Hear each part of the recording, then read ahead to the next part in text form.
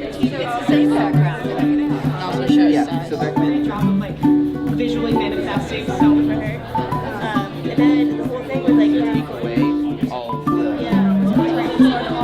I absolutely consider the museum a lab space. There's all kinds of things there that haven't been researched yet. And those seem fairly consistent with some of the work in drip, draw, plop. So I felt as if we could say that the Earth was in fact grimes.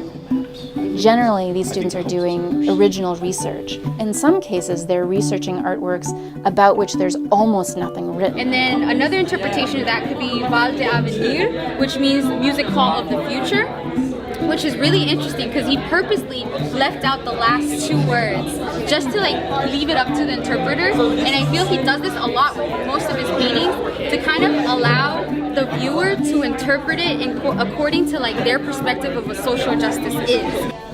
And it's also a lab in that there's a community component. So we did a presentation to the community in which the students were reporting on their findings to the wider Colby community. So I really wanted people to leave the slide presentation and go into the gallery and confront the actual artwork and have students talk about it in more depth.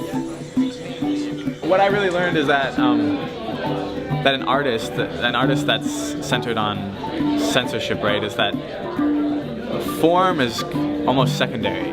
I think students gain from standing in front of the actual art piece by getting to be the expert. Really, I'm the one who can explain this to you, and I can explain it to you on lots of levels.